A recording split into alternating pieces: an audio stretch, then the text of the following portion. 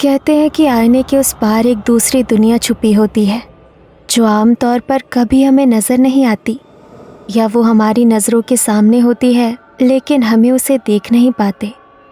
दादी कहती थी आईने की दुनिया के पीछे अतृप्त आत्माओं का घर होता है, लेकिन ये बात कितनी सच है या फिर महज बचपन में सुनी कुछ कहानियाँ हैं। बचपन में दादी कहती थी कि रात को कभी खुले आईने के सामने मत सोना, क्योंकि अगर रात के पहर उस पार की किसी अतृप्त आत्मा ने तुम्हें देख लिया तो वो तुम्हें अपने वश में कर लेगी या अपने साथ तुम्हें भी उसी दुनिया में ले जाएगी। बचपन में तो मुझे दादी की ये बातें सुनकर बहुत डर लगता था, लेकिन जब बड़ी हुई तो उनकी हर बात में मुझे अंधविश्वास और बच्चों को बहलाने वाली कहानियों के सिवा और कुछ नज़र नहीं आया। आज जब मैं अपने नए घर की शिफ्टिंग करते हुए अपने हस्बैंड से बात कर रही थी तो मुझे दादी की कही हुई ये बातें याद आ गई।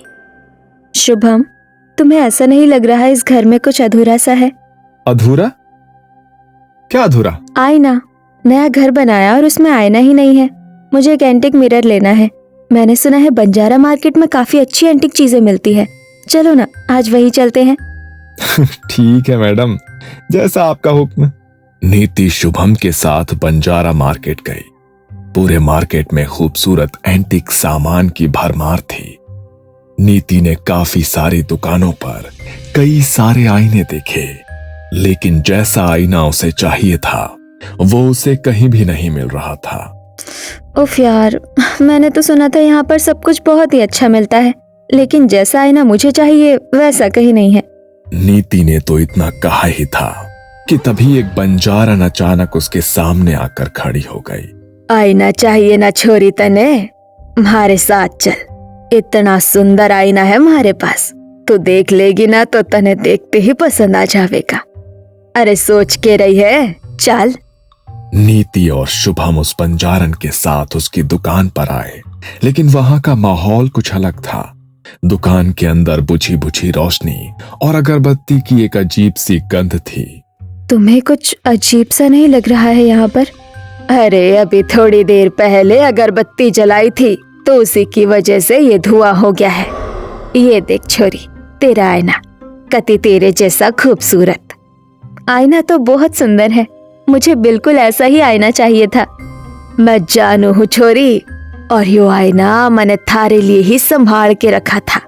मेरे लिए ही संभाल के रखा था से आपका क्या मतलब है? मैं तो आपसे पहली बार मिली हूँ, आप तो मुझे जानती भी नहीं है।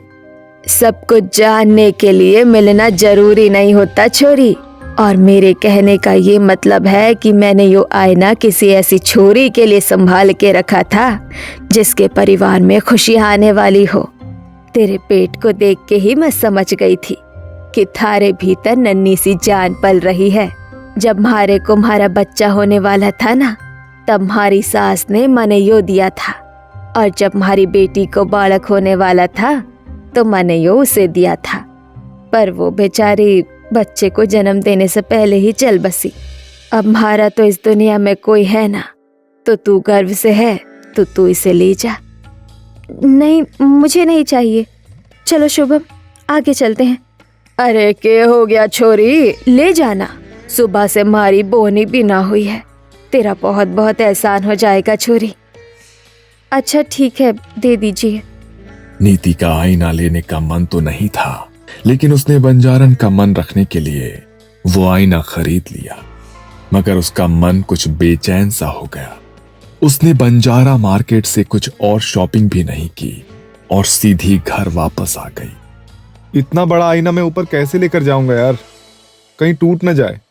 नहीं, रहने दो, तुम इसे नीचे स्टोर रूम में रख दो, बाद में इसे ऊपर रख लेंगे।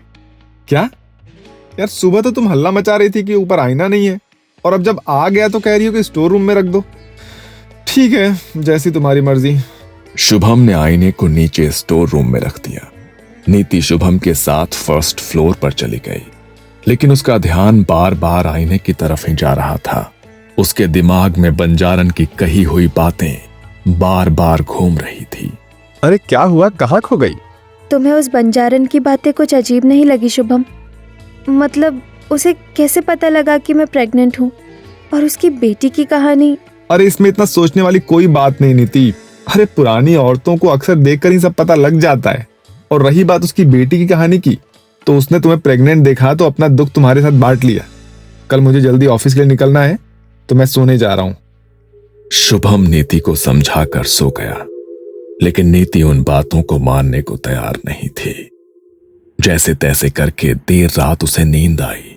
सुबह सूरज की किरणें उसके चेहरे पर पड़ी तो उसकी आंखें खुली, लेकिन आंखें खुलते ही वो बुरी तरह डर गई। वो आईना ठीक उसके बिस्तर के सामने रखा था, लेकिन आईने के अंदर उसे किसी की परछाई दिखाई दी, जैसे किसी ने उसे आईने के अंदर से झांक कर देखा और फिर भागता हुआ कहीं गायब हो गया। वो हाफ कर उठी। शुभम, शुभम। अरे क्या हो गया नीति? अरे तुम इतनी घबराई हुई क्यों हो? अरे इस तरह चिल्ला क्यों रही हो? ये आईना यहाँ कैसे आया? मैंने आंखें खोली और सामने आईने में देखा तो ऐसा लगा जैसे आईने के उस पार से किसी ने मुझे देखा और फिर कहीं गायब हो गया। सुबह उठते ही सामने आईना देखोगी तो भ्रम तो हो ही जाएगा ना। और ये आईना मैं इसलिए ऊपर लेकर आया हूँ क्योंकि नीचे स्टोर रूम में चूहों ने हड़कंप मचाया हुआ है। तुमने जो लैंप स्टोर में रखा था ना, वो तो उन्होंने तोड़ दिया। अब आईना ना तोड़ दे, इसलिए शंभू के साथ मिलकर मैं इसे ऊपर लेकर आ गया। और हाँ, अब तुम उठी गई हो तो मेरे लिए नाश्ता बना दो ना प्लीज। नीति ने शुभम के लिए नाश्ता बनाया। थोड़ी देर बाद शुभम ऑफिस के लिए निकल गया। नहा धोकर नीति घर के मंदिर में दिया जलाने गई, लेकिन लाख कोशिश करने के बाद भी वो दिया नहीं जला। अरे ये दिया जल क्यों नहीं रहा है? नीति ने फिर से माचिस जलाई, लेकिन इस बार मंदिर में रखे कपूर ने आग पकड़ ली और लकड़ी के मंदिर में भी आग लग गई। नीति ने पानी डालकर आग बुझाई, लेकिन आधा मंदिर जल चुका था। पता नहीं कल से क्या हो रहा है, अचानक मंदिर भी जल गया। एक तो मेरे सर में इतना दर्द हो रहा है, अंदर जाकर पेन किलर लेती हूँ। इससे पहले कि नीति अंदर जाती, उसे अंदर से किसी की आवाज सुनाई दी, जैसे कमरे में कोई छोटा बच्चा इधर उधर भाग रहा हो।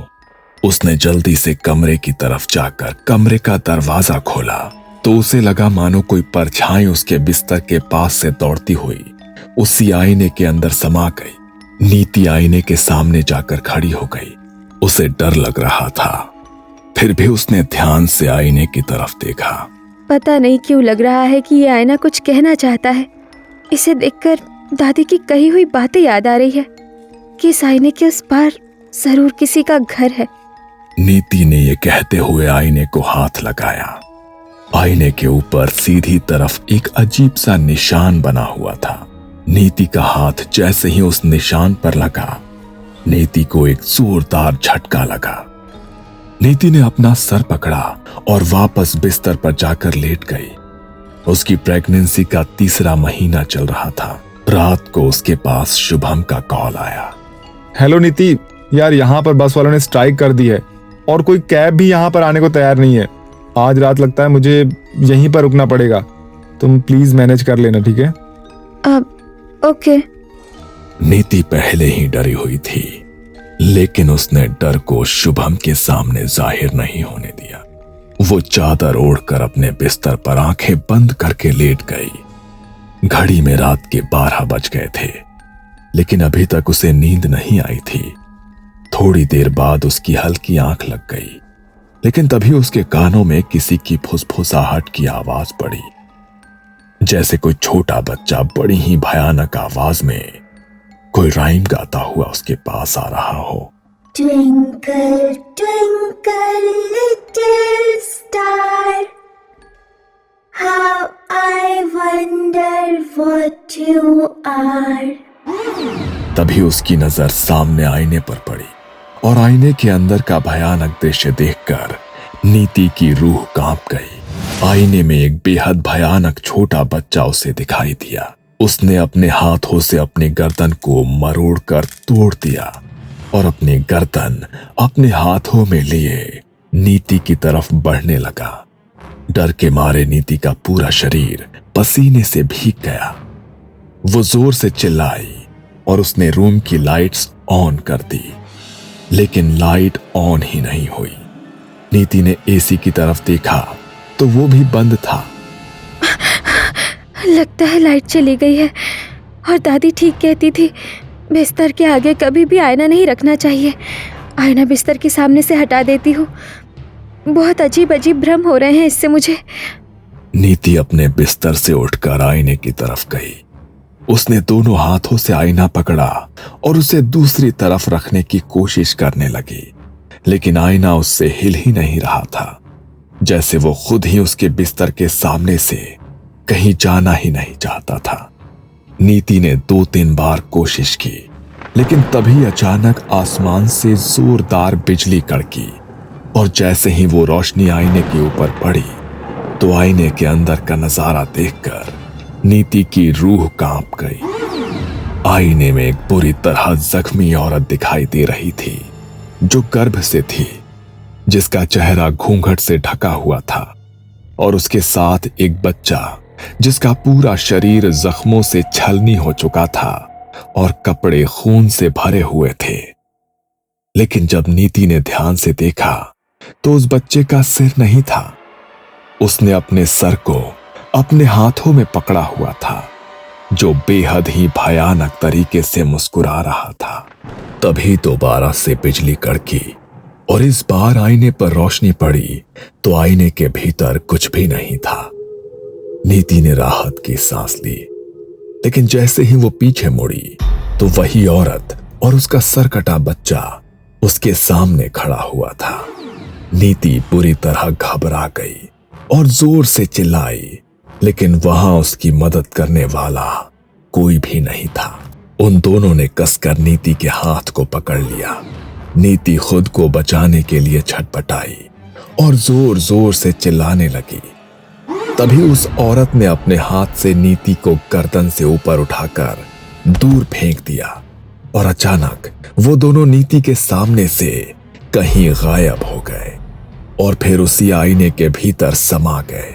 नीति ने अपने हाथ में पकड़ा फूलदान आईने पर दे मारा। वो फूलदान जमीन पर गिरकर चकनाचूर हो गया, लेकिन उस आईने को कोई नुकसान नहीं हुआ। ये देखकर नीति और ज्यादा घबरा गई। वो कमरे के एक कोने में रोती हुई दुबक कर बैठ गई। तभी घर का दरवाजा नॉक हुआ। नीति, नीति गेट खोलो, नीति। शुभम की आवाज सुनकर नीति थोड़ी शांत हुई। नीति दरवाजा खोलने के लिए बाहर की तरफ दौड़ी, लेकिन तभी पीछे से किसी ने नीति के पैरों को पकड़ लिया और उसे पेट के बल गिरा दिया। नीति जोर से चिल्लाई, नीति, नीति क्या हुआ तुम्हें? नीति! नीति पूरी जान लगाकर उस हाथ से अपना पीछा छुड़ाने की कोशिश कर रही थी, लेकिन वो हाथ अपने नाखूनों की पकड़ उसके पैर पर बनाए हुए था। नीति हिम्मत करके आगे बढ़ी तो उस हाथ ने उसके पैर के मांस को नोच डाला, लेकिन अपने पेट पर हाथ रखकर जल्दी से वो कमरे से बाहर भागी। उसके पैर से खून बह रहा था। उसने बाहर जाकर दरवाजा खोला, लेकिन सामने शुभम नहीं था। शुभम, देखो, तुम मुझे डराने के लिए छुप गए हो ना, तो प्लीज ऐसा मत करो, मेरे सामने आ जाओ। नीति ने बार बार शुभम का नाम लेकर आवाज लगाई, लेकिन वहां पर कोई नहीं था। वापस कमरे में जाने की नीति की हिम्मत नहीं हो रही थी। उसने लैंडलाइन से शुभम के पास कॉल किया। हेलो, तुम अभी घर आए थे ना शुभम? तुम दरवाजा खटखटा रहे थे ना, तुम कहाँ पर हो? क्या? अरे शाम को तुम्हें बताया तो था मैंने कि बसेस की स्ट्राइक है, मैं इसलिए घर नहीं आ सकता। क्या? तो फिर दरवाजा खटखटाकर तुम्हारी आवाज में कौन बोल रहा था? Twinkle, twinkle, little star, how I wonder what you are. नीति के कानों में फिर से बच्चे की वही भयानक आवाज पड़ी और अचानक कॉल भी डिस्कनेक्ट हो गई। हेलो शुभम। अंदर नीति के फोन पर रिंग हुई, लेकिन वो अंदर नहीं जाना चाहती थी, पर ना चाहते हुए भी उसके पैर अपने आप कमरे की तरफ बढ़ने लगे। उसने खुद को रोकने की बहुत कोशिश की, लेकिन वो अपने आप को रोक नहीं पाई। वो कमरे में गई। उसके कमरे में जाते ही कमरे का दरवाजा अपने आप बंद हो गया और कमरे में बच्चे की वही भयानक आवाज गूंज उठी। Twinkle, twinkle, little star, how I wonder what you are. नीति ने नजर घुमाकर इधर उधर देखा तो आईने में उसे वही सरकटा बच्चा दिखाई दिया जो अपनी गर्दन हाथ में लेकर ये पोयम गुनगुना रहा था। आखिर क्या बिगाड़ा है मैंने तुम्हारा? क्यों मेरे पीछे पड़ गए हो तुम? नीति के इतना कहते ही कमरे में एक जोरदार चीख गूंजी, लेकिन वो चीख उस बच्चे की नहीं बल्कि उस औरत की थी। वो बच्चा नीति के सामने आकर खड़ा हो गया और उसे घसीटता हुआ आईने के सामने लाकर खड़ा कर दिया। आईने के अंदर वही घायल औरत थी। उसने अपने चेहरे पर घूंघट लिया हुआ था। उसने जैसे ही अपना घूंघट हटाया तो नीति की जान सूख कर उसके हलक में अटक गई। तुम? आईने के उस पार जो औरत खड़ी थी, उसका चेहरा हूबहू उसी बंजारन जैसा था जिसने उससे वो आईना बेचा था। तुम? ये चेहरा तो हूबहू उसी औरत से मिल रहा है जिसने मुझे ये आईना बेचा था। ये सब मेरे साथ क्या हो रहा है? याद कर वो रात माणिक नगर में नशे में गाड़ी चलाकर जब तूने एक औरत और उसके बच्चे को मार दिया था। वो मैं ही थी। तूने मुझे मारा, मेरे 5 साल के बच्चे को बेरहमी से मार डाला, अपनी गाड़ी के नीचे रौंद डाला। मेरे पेट में एक नन्ही जान पल रही थी, तूने उसे भी मार डाला। उस दिन से लेकर आज तक मेरी माँ तुझे ही ढूंढ रही थी और देख, तू मेरी माँ को मिल गई और अपने हाथों से तू मुझे अपने घर ले आई। जब तू वहां से भाग रही थी ना, तब देख लिया था मेरी माँ ने तुझे और उस दिन से वो बस तेरे ही इंतजार में थी। बंजारन भाग के आ रही है अपनी प्रेग्नेंट बेटी और नाती के पास जिनका एक्सीडेंट हो गया है।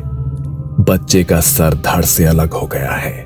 उसने नीति का चेहरा देख लिया, लेकिन नीति भाग गई वहां से। मारे नाती को मार डाला। पर तू चिंता ना कर मेरी बच्ची, मैं तुझे कुछ ना होने दूंगी। बंजारन का नाती तो पहले ही मर चुका था, लेकिन उसने अपनी बेटी और उसके पेट में पल रहे बच्चे के लिए जल्दी से एम्बुलेंस के पास फोन किया। लेकिन जब तक एम्बुलेंस वहां पहुंची तब तक उसकी बेटी की जान भी जा चुकी थी। बंजारन उनके पार्थिव शरीर को अपने घर में लेकर आई। उसके ऊपर दुखों का इतना बड़ा पहाड़ टूट गया था कि वो अपने आंसुओं को रोक नहीं पा रही थी। इस दुनिया में थारे सिवा हमारा था ही कौन? हमारी बच्ची, हमारा नाती तेरे पेट में पलने वाले बालक ने भी मार गई। पर मैं उसे जिंदा न छोड़ूंगी। अपना बदला तो उससे खुद लेगी छोरी। बस एक बार वो मने मिल जाए, उसकी जिंदगी तो मैं बर्बाद कर दूंगी। बंजारन की बेटी और नाती की अकाल मृत्यु हुई थी, इसलिए वो चाहकर भी मुक्त नहीं हो सकते थे। तो बंजारन ने उनके अंतिम संस्कार से पहले काले जादू से उनकी आत्माओं को एक आईने के भीतर कैद कर दिया। उसने नीति का चेहरा देखा था। उसने अपने हाथों से उसके चेहरे का चित्र बनाया और उसके ऊपर तंत्र विद्या करके उसे अपने पास बुला लिया। नीति अपने मन से बंजारा मार्केट नहीं गई थी, बल्कि ये सब बंजारन ने खुद किया था। अब तो तू सब समझ गई होगी ना। अपना बदला तो मैं आज लेकर जाऊंगी। तूने हमारे साथ हमारे बच्चे को भी मार डाला था ना, तो आज तेरे साथ थारा बच्चा भी हमारे साथ ही जाएगा। नहीं, मैं तुमसे माफी मांगती हूँ। प्लीज मुझे माफ कर दो, प्लीज मुझे माफ कर दो। नीति ने जैसे ही ऐसा कहा, आईने के उस पार से उस भयानक औरत और उस बच्चे की जोरदार चीख सुनाई दी। वो दोनों इतनी जोर से चिल्लाए कि कमरे में लगी खिड़की का कांच तक टूटकर जमीन पर बिखर गया। उनकी चीख इतनी तेज थी कि उस आवाज को नीति बर्दाश्त नहीं कर पाई और उसके कानों से खून निकलने लगा, मानो जैसे उसके दिमाग की नसें फट गई हों। नीति उसी वक्त निढाल होकर वहां गिर पड़ी। तभी एक तेज आवाज के साथ वो आईना भी टूटकर चकनाचूर हो गया और कुछ देर बाद उन आखिरी चीखों के साथ सब कुछ बिल्कुल शांत हो गया।